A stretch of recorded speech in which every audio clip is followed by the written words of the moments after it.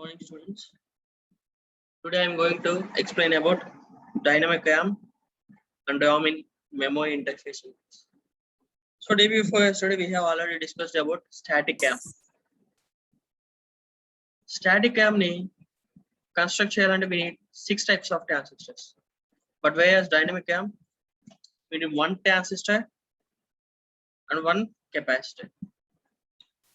So first of all అసలు dynamic RAM అనేది దేనికోసం యూజ్ చేస్తాము అంటే ఎప్పుడైనా కానీ ఒక సిస్టమ్ కి లార్జ్ మెమొరీ అనేది ఎక్కువ అయినప్పుడు ఆ లార్జ్ మెమొరీని డైనమిక్ ర్యామ్ యూజ్ చేసుకొని కన్స్ట్రక్ట్ చేయొచ్చు.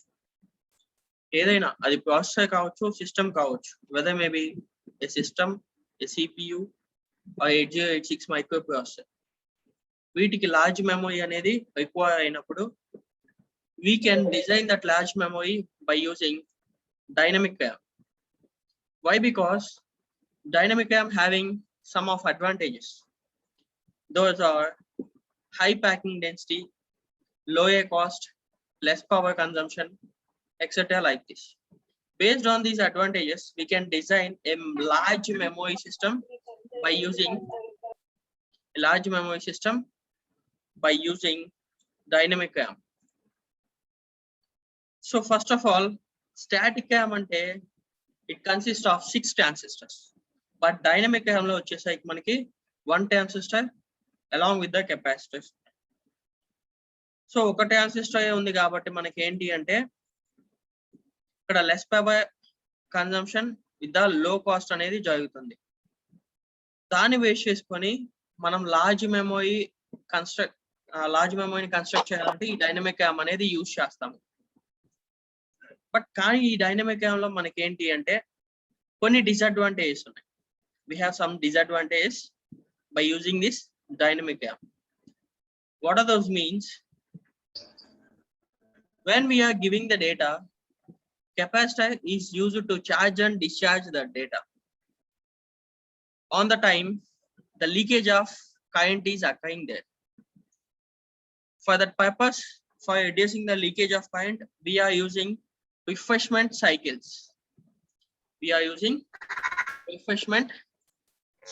Here. Okay. So, ఈ refreshment cycles main aspects ఏంటి అంటే ఒక CPU ని గనక తీసుకుంటే దాంట్లో అడ్రస్ బస్ అనేది మెమరీ అడ్రస్ ని ప్రొవైడ్ చేయదు. That is the first aspect.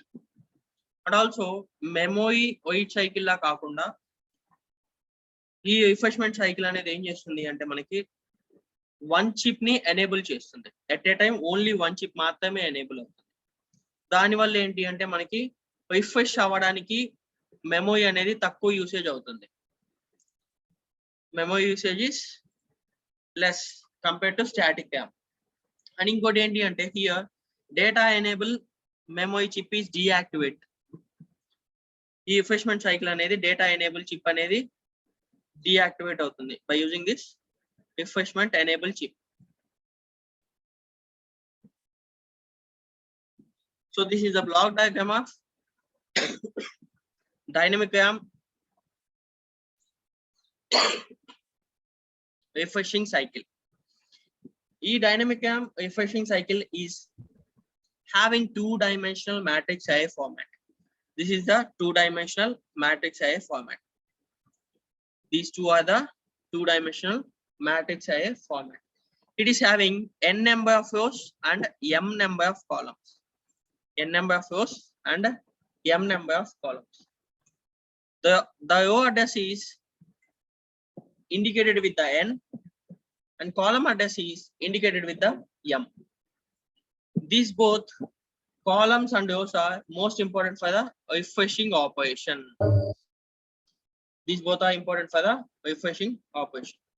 Manaki ee dynamic RAM refreshing logic lo we have the 16 kilobytes of memory. 16 kilobytes of memory ఉంటుంది. We have 16 kilobytes of memory. For example, మనం 4K kilobytes of memory ని తీసుకున్నాము అంటే దీంట్లో it consists of 64 rows and 64 columns. So అలా base చేసుకొని చేస్తాం మనం ఇక్కడ. ఈచ్ కాలమ్ కి మనకి 6 బిట్స్ అనేవి ఉంటాయి అమ్మ.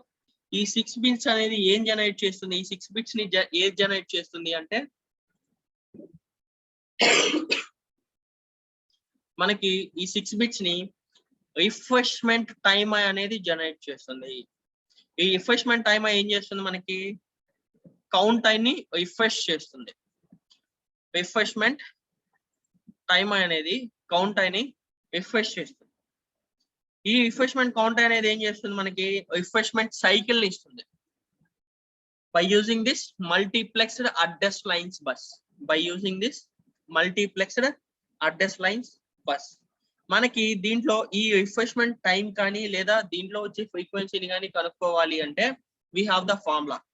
రిఫ్రెష్మెంట్ టైం అని మనం టిఐ గా ఇండికేట్ చేస్తాము. రిఫ్రెష్మెంట్ ఫ్రీక్వెన్సీ కనుక్కోవాలంటే ఫర్ ఎగ్జాంపుల్ ఎఫ్ఐ గా ఇండికేట్ చేస్తాము. These both are vice versa. అంటే టిఆర్ ఎఫ్ఐ అనేవి ఏంటి అంటే time refreshment and frequency refreshments అన్నమాట. అవి రివర్స్ ఆపరేషన్స్ లో ఉంటాయి. అంటే ఫర్ ఎగ్జాంపుల్ టిఐ కి మనకు ఉన్న ఫార్ములా ఏంటి, 2 × 10⁻³ డివైడెడ్ బై మనకి 64 రోస్ 64 కాలమ్స్ ఉంటే 64 అని చెప్పేసి తీసుకుంటాము. లేదు 256 ఉంటే 256 అని చెప్పేసి తీసుకుంటాము. Same as well as FI అంటే ఫ్రీక్వెన్సీ రిఫ్రెష్మెంట్ సైకిల్ లో వచ్చేసరికి మనకి 64 డివైడెడ్ బై 2 × 10⁻³ అంటే మనకి రివర్స్ అవుతుంది. టిఆర్ లో వచ్చేసరికి మనకి ఫార్ములా ఏంటి, 2 × 10⁻³ డివైడెడ్ బై 64. ఎఫ్ఐ లో వచ్చేసరికి ఫర్ ఎగ్జాంపుల్ 64 రోస్ 64 కాలమ్స్ ఉంటాయి నేను చెప్తుంది. ఎఫ్ఐ లో వచ్చేసరికి 64 divided by 2 × 10⁻³ this is the refreshment time and refreshment frequency formulas. ఏం చేస్తుంది అంటే ఈ రిఫ్రెష్మెంట్ టైం అనేది మనకు వచ్చిన ఏవైతే డేటా ఉందో ఆ డేటాని కౌంటర్ కి సెండ్ చేస్తుంది. ఆ కౌంటర్ ఏం చేస్తుంది అంటే మనకి రిఫ్రెష్ చేసేసి సైకిల్స్ అనేవి సెండ్ చేస్తుంది using this multiplexed address lines bus. Using this multiplexed address lines bus. ఈ రిఫ్రెష్మెంట్ సిగ్నల్స్ అనేవి it acts as multiplex also. మనకి ఏవైతే ఇక్కడ నుంచి రిఫ్రెష్మెంట్ సిగ్నల్స్ అనేవి వస్తున్నాయో అవి మల్టీప్లెక్స్డ్ బస్ లా కూడా యాక్ట్ అవుతాయి. సో ఇక్కడ ఏంటి అంటే ఫస్ట్ ఆఫ్ ఆల్ అసలు this block diagram consist of 64 kilobytes into 1 dynamic cell IS. 16 kilobytes. Sorry, 16 kilobytes into 1 dynamic cell IS. అంటే ఈ డైనమిక్ క్యామ్ కి మనకి ఎన్ని కిలోబైట్స్ ఆఫ్ మెమరీని యూజ్ చేసుకుంటున్నాము అంటే 16 kilobytes ఆఫ్ మెమరీని యూజ్ చేసుకుంటున్నాం. 16 kilobytes ఆఫ్ మెమరీని యూజ్ చేసుకుంటున్నాం. ఇక్కడ సిఈ పిన్ అంటే ఏంటి అంటే it is nothing but chip select pin or chip enable pin. Chip select pin or chip enable pin. ఇదేం చేస్తుంది అంటే మనకి చిప్ అనేది సెలెక్ట్ చేసుకోవడం కానీ ఎట్ ఏ టైం ఒక చిప్ ని ఎనేబుల్ చేసుకోవడం కానీ జరుగుతుంది. దీని వల్ల ఈ పిన్ వల్ల యూజ్ ఏంటి అంటే ఎట్ ఏ టైం ఒక చిప్ ని ఎనేబుల్ చేయడం కానీ లేదా ఒక చిప్ ని రిఫ్రెష్ చేయడం కానీ లేదా ఒక చిప్ ని సెలెక్ట్ చేసుకోవడం కానీ జరుగుతుంది. సో ఈ చిప్ ఎనేబుల్ పిన్ అనేది యాక్టివ్ హై పిన్స్ అంటాం. ఎందుకు అంటే మనకి ఇక్కడ ఏమవుతుంది, ఒక చిప్ ని ఎనేబుల్ చేస్తుంది. అంటే మనకి ఇక్కడ ఇన్ని చిప్స్ ఉన్నాయి, ఈ ఇన్ని చిప్స్ లో ఏదో ఒక చిప్ అనేది ఎనేబుల్ చేయడం మనకి ఈ చిప్ ఎనేబుల్ పిన్ మీదే డిపెండ్ అయి ఉంటుంది. కాబట్టి these are active high pins అని చెప్పేసి అంటాం. ఈ చిప్ ఎనేబుల్ పిన్స్ ఏవైతే ఉన్నాయో those are active high enable pins. ఎందుకంటే మనకి మల్టిపుల్ చిప్స్ లో ఒక్క చిప్ ని మాత్రమే ఎట్ ఏ టైం ఎనేబుల్ చేస్తుంది. నెక్స్ట్ ఈ ఓఈ పిన్ అనేది చూసారా, ఓఈ బాయ్ పిన్. ఈ ఓఈ బాయ్ పిన్ అనేది ఏం చేస్తుంది అంటే these are output data buffer pins అని చెప్పేసి అంటాం. ఈ ఓఈ బాయ్ పిన్ ని అవుట్పుట్ డేటా బఫర్ పిన్స్ అని చెప్పేసి అంటాం. మనకి ఏదైతే అవుట్పుట్ డేటా ఉందో ఆ డేటాని బఫర్ చేసుకుంటుంది. అట్ ద సేమ్ టైం ఇది ఏం చేస్తుంది అంటే it prevents the data appearing from the data bus. It prevents the data that appearing from the data bus. So ఈ 16 kilobytes ఆఫ్ డైనమిక్ ర్యామ్ లో మనకి ఇంటర్నల్ అరే ఆఫ్ 128 సెల్స్ ఉంటాయి అన్నమాట. మనకి 128 సెల్స్ ఆఫ్ ఇంటర్నల్ అరేస్ అనేవి present అయి ఉంటాయి ఈ డైనమిక్ ర్యామ్ లో. 16 kilobytes ఆఫ్ ఈ డైనమిక్ ర్యామ్ లో మనకి 128 సెల్స్ ఆఫ్ ఇంటర్నల్ అరేస్ అనేవి ప్రెజెంట్ అయి ఉంటాయి.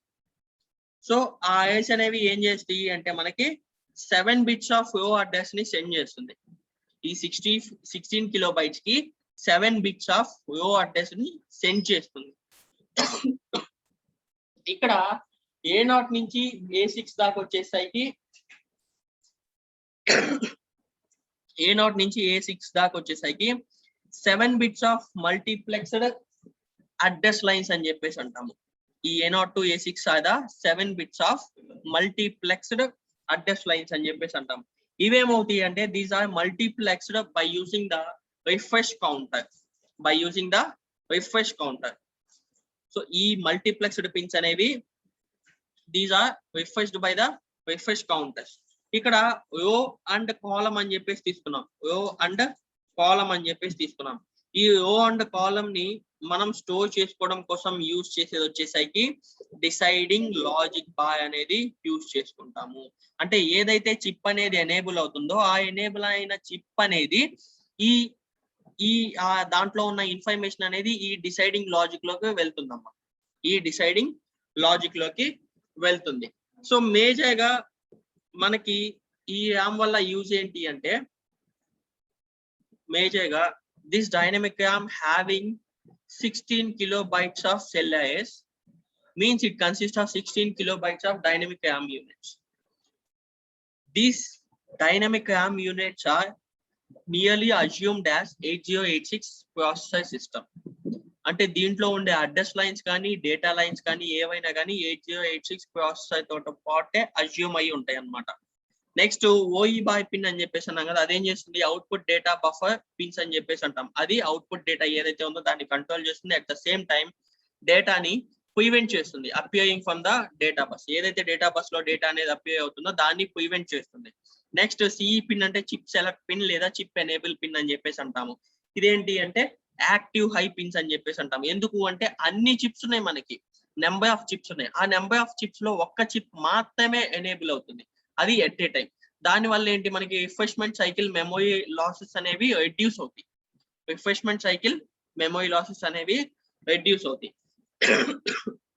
అట్ ద సేమ్ టైం మనకి ఈ ఉన్న 16 కిలోబైట్స్ ఆఫ్ డైనమిక్ RAM లో వచ్చేసరికి 128 సెల్స్ ఆఫ్ ఇంటర్నల్ ఐఎస్ అనేవి ప్రెజెంట్ అయి ఉంటాయి. 128 సెల్స్ ఆఫ్ ఇంటర్నల్ ఐఎస్ అనేవి ప్రెజెంట్ అయి ఉంటాయి. అయితే ప్రతి సెల్ కి మనకి ఏంటి అంటే 7 బిట్స్ ఆఫ్ రో అడ్రస్ అనేది కావాలన్నమాట. ప్రతి సెల్ కి 7 బిట్స్ ఆఫ్ రో అడ్రస్ అనేది మనకి కావాలి. నెక్స్ట్ వచ్చేసరికి A0 to A6 పిన్స్ అని చెప్పేసి తీసుకున్నాం కదా. These 7 pins are multiplexed with the refresh counter output. ఏదైతే మనకి రిఫ్రెష్ కౌంటర్ అవుట్పుట్ వచ్చిందో దాని నుంచి మల్టీప్లెక్స్ అవుతాయి. ఇక్కడ రిఫ్రెష్మెంట్ టైం క్యాలిక్యులేషన్ చేసుకోవాలి అంటే దాన్ని TR గా ఇండికేట్ చేస్తాము. అప్పుడు TR is equals to 2 into 10 to the power of minus 3 divided by 64. ఒకవేళ రిఫ్రెష్మెంట్ ఫ్రీక్వెన్సీ కావాలి అంటే FR equals to 64. అంటే మనకి 64 రోస్ ఉన్నాయి అంటే 64 గా తీసుకుంటాం, 250 ఉంటే 250 గా తీసుకుంటాం. ఎన్ని రోస్ ఉంటే అన్ని rose divided by 2 into 10 to the power of minus 3. అంటే దాన్ని మనం హెడ్జెస్ లోకి కన్వర్ట్ చేసుకుంటాం, ఫ్రీక్వెన్సీలోకి కన్వర్ట్ చేసుకుంటాం. సో ఈ రిఫ్రెష్మెంట్ లాజిక్ అనేది ఏమవుతుంది అంటే 8086 తోటి ఇంటర్ఫేస్ అవుతుంది. ఏదైతే మనకి డైనమిక్ RAM రిఫ్రెష్మెంట్ లాజిక్ ఉందో అది 8086 తోటి ఇంటర్ఫేస్ అవుతుంది. ప్రతి ఇంటర్ఫేస్ అయినప్పుడు ప్రతి చిప్ కి మనకు వచ్చేసరికి 16 కిలోబైట్స్ ఆఫ్ డైనమిక్ RAM అనేది ఉంటుందమ్మా. 16 కిలోబైట్స్ ఆఫ్ మెమరీ అనేది అలొకేట్ అవుతుంది అంటే ఆ చిప్ కి, ప్రతి చిప్ కి. Okay, so all the address lines are assumed to be available in the 8086 system. దీంట్లో అడ్రస్ లైన్స్ కానీ డేటా లైన్స్ కానీ ఏవైనా కానీ 8086 సిస్టమ్ లో ఎలా అయితే ఉన్నాయో అలానే మనం అజ్యూమ్ చేసుకుంటాం. అలానే ఓఈ బాయ్ పిన్ అని చెప్పేసి అన్నాం కదా. ఓఈ బాయ్ పిన్ అనేది ఏం చేస్తుందని చెప్పేసి అమ్మ, it controls the output data buffers from the memory chip. అలానే సిఈ పిన్స్ అనేవి ఏం చేస్తాయి, these are the active high pins. Why? Because మనకి అన్ని చిప్స్ లో ఏదో ఒక చిప్ మాత్రమే ఎనేబుల్ అవుతుంది. ఆ ఒక్క చిప్ ని ఎనేబుల్ చేయాలంటే by using this CE pin ని మాత్రమే యూజ్ చేసుకొని ఎనేబుల్ చేయొచ్చు. అట్ ద సేమ్ టైం మనకి ఈ డైనమిక్ RAM లో వచ్చేసరికి 128 సెల్స్ ఉంటాయి. ఆ 128 సెల్ కి 7 బిట్స్ ఆఫ్ రో అడ్రస్ అనేది తీసుకుంటుంది. ఇక్కడ A0 నుంచి A6 దాకా మనకి ఏంటంటే మల్టీప్లెక్స్డ్ అడ్రస్ లైన్స్. అవి దేని నుంచి మల్టీప్లెక్స్ అయ్యి వస్తాయి అంటే రిఫ్రెష్ కౌంటర్ నుంచి మల్టీప్లెక్స్ అయ్యి వస్తాయి. అండ్ ద సేమ్ టైం మనకి ఫర్ ఎగ్జాంపుల్ ఈ డైనమిక్ RAM అనేది ఉంది కదా, ఈ డైనమిక్ RAM లో రో and column address store pins అని చెప్పేసి కొన్ని ఉంటాయి. రో and column address store pins అని చెప్పేసి కొన్ని ఉంటాయి. వాటిని IIS అని చెప్పేసి CIS అని చెప్పేసి అంటాం. ఇవేం చేస్తాయి అంటే మనకి ఏదైతే కంట్రోలర్ ఉందో అంటే అవుట్పుట్ మనకి ఏది వెళ్ళాలి, at the same time right ఏం అవ్వాలి, ఆపరేషన్ అనేది రీడ్ ఏం చేసుకోవాలి అని చెప్పేసి వాటిని కంట్రోల్ చేస్తుంది. Row and column address store pins. ఈ row and column address store pins అనేవి ఏం చేస్తుంది అంటే మనకి డేటా అనేది రైట్ చేసుకోవడం రీడ్ చేసుకోవడం దాన్ని కంట్రోల్ చేసుకుంటుంది. Same as like DMA controller అని చెప్పేసి అంటాం, డైరెక్ట్ మెమరీ యాక్సెస్ కంట్రోలర్ లాగా ఇది కంట్రోల్ చేసుకుంటుంది. అయితే మీకు ఇంటర్ఫేస్ అవ్వాలంటే మెయిన్లీ వచ్చేసరికి డికోడింగ్ మీద డిపెండ్ అయి ఉంటుందమ్మా. మెయిన్లీ వచ్చేసరికి ఇంటర్ఫేసింగ్ అవ్వాలి అంటే డికోడింగ్ మీద డిపెండ్ అయి ఉంటుంది. ఫస్ట్ అసలు మైక్రో ప్రాసెసర్ అనేది ఈ డైనమిక్ ర్యామ్ కి ఇంటర్ఫేస్ అవ్వాలి అంటే మైక్రో ప్రాసెసర్ యొక్క memory at the same time దీని యొక్క మెమరీ అనేది మీరు చెక్ చేసుకోవాలి. ఇంటర్ఫేస్ అవుతుందా లేదా, కంపాటబుల్ అవుతుందా లేదా అని చెప్పేసి చెక్ చేసుకోవాలి. ఫస్ట్ మైక్రో ప్రాసెసర్ కి మనకు ఉన్న మెమరీ ఎంత 1 MB ఆఫ్ మెమరీ ఉంటుంది. At the same time it is having the address bus of 20 bit and it perform the 16 bit operation. 16 bit operations ని పర్ఫార్మ్ చేయగలరు మైక్రో ప్రాసెసర్ అనేది. మరి 16 bits of microprocessor perform చేయగలిగినప్పుడు ఈ dynamic RAM అనేది దాంతో interface అవుతుందా లేదా అని చెప్పేసి అనుకొని దాని తర్వాత మనకు వచ్చిన నెక్స్ట్ ఏంటి అంటే రామ్ అనేది కనుక్కున్నారు. రామ్ అంటే రామ్ తో కూడా ఇంటర్ఫేస్ చేసుకోవచ్చు, ర్యామ్ తోనే కాకుండా అనేది కనుక్కున్నారు. అయితే ఈ రామ్ తోటి ఇంటర్ఫేస్ చేయాలి అంటే ఫస్ట్ మెయిన్ డిఫాల్ట్ ఏముంది అంటే మనకి రామ్ అనేది డేటాని ఓన్లీ రీడ్ చేసుకుంటుంది, రైట్ చేయలేదు.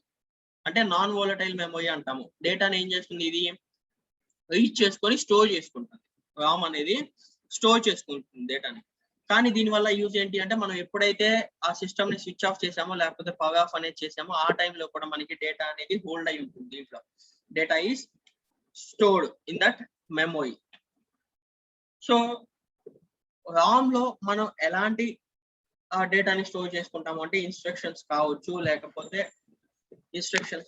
లేకపోతే మనకి ఈ ఏవైతే బైనరీ కోడ్స్ ఉన్నాయో ఆ బైనరీ కోడ్స్ కావచ్చు, లేదంటే ఆ బైనరీ కోడ్స్ కాకపోతే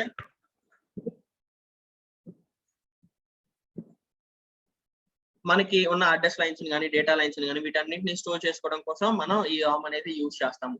అయితే ఈ రామ్ అనేది ఏం చేస్తుంది అంటే మనం ఏదైతే డేటాని స్టోర్ చేసుకున్నామో వాటిని ఆపరేషన్ చేసేటప్పుడు లుకప్ టేబుల్స్ ఫార్మాట్ లో మనకి సెండ్ చేస్తుంది.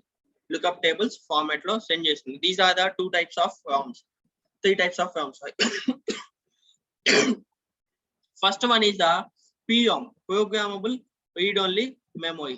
Second one is the EPROM, erasable programmable read only memory. Third one is the double EPROM, electrically erasable programmable read only memory. So first of all మనకు వచ్చేసరికి PROM అనేది కనుక తీసుకున్నాము అంటే PROM అనేది ఏం చేస్తుంది, ప్రోగ్రామబుల్ రీడ్ ఓన్లీ మెమరీ. ఇది 1 time ప్రోగ్రామ్ చేస్తుంది. ఏదైతే మెమరీ ఉందో ఆ మెమరీని 1 time ప్రోగ్రామ్ చేస్తుంది. ఎలక్ట్రికల్ వర్డ్స్ లో చెప్పాలి అంటే ఇది ఫ్యూజిబుల్ లింక్స్ ని సెండ్ చేస్తుంది. ఆ ఫ్యూజిబుల్ లింక్స్ ని ఎప్పుడైతే మనకి ప్రొవైడ్ చేస్తుందా లేదా సెండ్ చేస్తుందా అప్పుడు ఏమవుతుంది అంటే ఫ్యూజ్ అనేది బ్లో అవుతుంది. దాని ద్వారా మనకి ప్రోగ్రామ్ అనేది రన్ అవుతుంది. ఏదైతే మనం సెల్ గా తీసుకున్నామో ఆ సెల్ లో ప్రోగ్రామ్ అనేది రన్ అవుతుంది. Next EPROM. EPROM లో వచ్చేసరికి మనకి erasable programmable read only memory అని చెప్పేసి అంటామమ్మా. ఇది మోస్ సర్క్యూట్స్ లానే ఉంటుంది, metal oxide semi conductor circuits లానే ఉంటుంది. ఇదేం చేస్తుంది అంటే ఈ EPROM ఎప్పుడైతే మనకు వచ్చిందో ఆ EPROM వచ్చినప్పటి నుంచి మనకి స్టోర్స్ అంటే డేటాని స్టోర్ చేసుకోవడం అనేది స్టార్ట్ అయింది. ఆ డేటాని ఎలా స్టోర్ చేసుకుంటుంది అంటే in the form of the ones and zeros format లో స్టోర్ చేసుకుంటుంది. అంటే ఫర్ ఎగ్జాంపుల్ నువ్వు ఏదైనా డేటాని కనుక స్టోర్ చేసుకొని మళ్ళీ దాన్ని డిలీట్ కనుక చేసావు అంటే అది ఇండికేట్ సిస్టమ్స్ కి ఏమని ఇండికేట్ చేస్తుంది అంటే జీరో మెమరీ ఈజ్ దే అని చెప్పేసి ఇండికేట్ చేస్తుంది. That will be programmed by using EPROM, erasable programmable read only మెమరీని యూజ్ చేసుకొని ప్రోగ్రామ్ చేస్తాం. During the programming of address and data lines, ఎప్పుడైతే మనం అడ్రస్ కానీ డేటా లైన్స్ అనేది దీంట్లో స్టోర్ చేయడం కోసం యూజ్ చేస్తాం ఆ టైంలో ఏంటి అంటే పిన్స్ అనే అడ్రస్ పిన్స్ డేటా పిన్స్ అనేవి EPROM కి కనెక్ట్ అయి ఉంటాయి.